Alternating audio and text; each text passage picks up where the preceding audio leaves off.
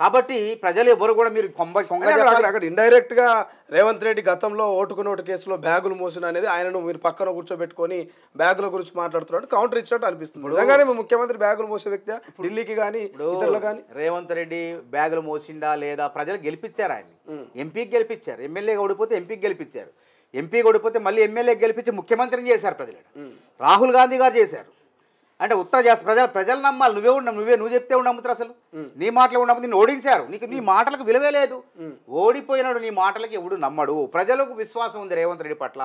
ఆయన ప్రజల కోసం అహర్నిశలు శ్రమిస్తాడు. తెలంగాణ రాష్ట్రాన్ని ఏ విధంగా దుబారా లేకుండా, ఇలా మీ హయాంలో ప్రతి దుబారాని సెక్రటరియట్ గడితే అవసరం లేకుండా 100 ఏళ్లకు సరిపోయే సెక్రటరియట్ని కూల్చేసి దాని అంచనాలు పెంచేసి 200, 300, 400, 500 కోట్లు అయ్యేది 1300 కోట్లు అక్కడ కమిషన్లు అక్కడ వేసుకుంటారు.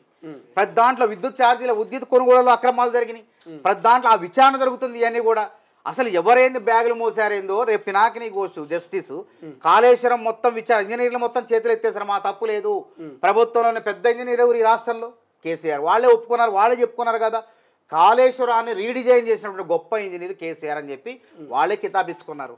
ఇప్పుడు ఆ రీడిజైన్ ఇంజనీర్ ఏందనేది అవినీతిపరుడా లేదా నీతిపరుడా అనేది 4 రోజుల్లో బయటపడింది. ఆ కాళేశ్వరం ప్రాజెక్టులో ఎన్ని కాజేశారు, ఎన్ని సూట్ కేసులు ఢిల్లీకి మోసారు, లేదంటే ఎక్కడికి మోసారు అనేది మొత్తం కూడా బట్టబయలు కాబోతుంది. ఫార్ములా 1 రేసులు 55 కోట్లు ఏ విధంగా ప్రజాధనాన్ని అక్రమంగా ఫార్ములా 1 రేస్ అనే సంస్థకు కాకుండా దాని కింద తోక సంస్థకి, అసలు సంస్థ కాదు తోక సంస్థకు ఎటువంటి అనుమతులు లేకుండా, ఆర్బీఐ లేకుండా, లేదంటే మంత్రిమండలి ఆమోదం లేకుండా ఎలక్షన్ కమిషన్ల విధుల్లో ఉన్నప్పుడు వాళ్ళే మొత్తం సర్వస్వం మంత్రి కానీ ఏది కానీ వాళ్ళు ఎవరు అనుమతులు లేకుండా ఏ విధంగా తరలిచ్చారంటే అక్కడ అవినీతి సూట్ కేసులు భాగవతం బయటపడింది కదా. అంటే దొంగే ఎట్లుందంటే ఈ దొంగ నడిచినట్టుంది. మొత్తం అవినీతి చేసి నీతివంతంగా రేవంత్ రెడ్డి పరిపాలిస్తుంటే ఈ విధంగా మాట్లాడినట్టుంది. కాబట్టి ఈ యొక్క కథలు, ఈ సొల్లు కపూరులు, ఇవన్నీ కూడా పనికిమాలిన ముచ్చట్లు. ఎట్లా నవ్వుతారండి 8 మంది చనిపోతే? ఇక్కిలిస్తున్నారు, సెకిలిస్తున్నారు.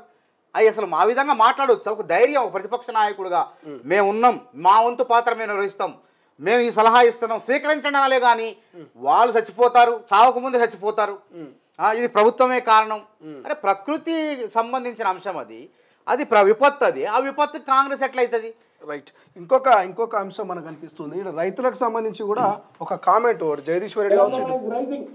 అప్పులలో పెరుగుతుంది, క్రైమ్ రేట్లో పెరుగుతుంది, ఆత్మహత్యల్లో పెరుగుతాను. రేవంత్ రెడ్డి ప్రభుత్వం వచ్చినాక 1 సంవత్సర కాలంలో ఈ 450 రోజులలో 450 మంది రైతులు రోజుకొక్కరు చొప్పున చచ్చిపోయారు. ఇప్పటికి ఆత్మహత్య ఒక గంటలో పెరుగుతుంది.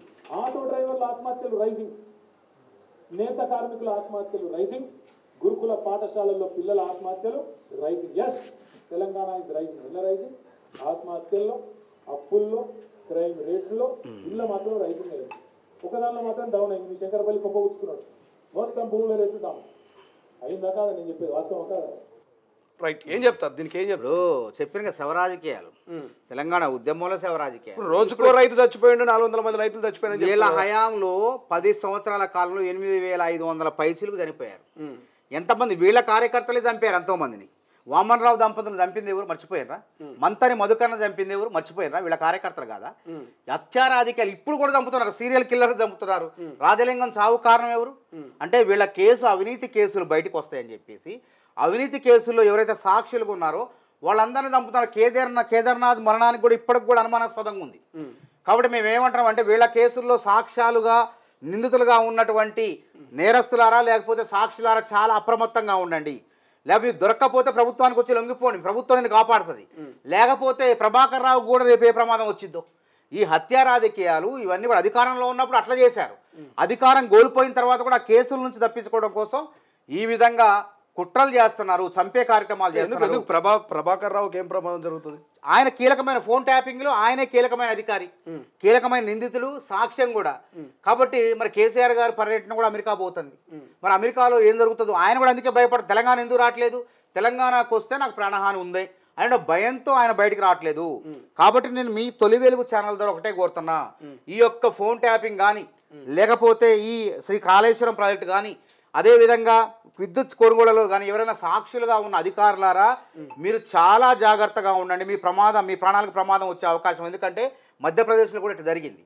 బీజేపీ ప్రభుత్వం హయాంలో వ్యాపం కుంభకోణం అని చెప్పి ఎంబీబీఎస్ సీట్లు, టెక్నికల్ బోర్డు సీట్లు, పాలిటెక్నిక్, ఇంజనీరింగ్ సీట్ల విషయంలో శంకర్ దాదా ఎంబీబీఎస్లు వచ్చారు.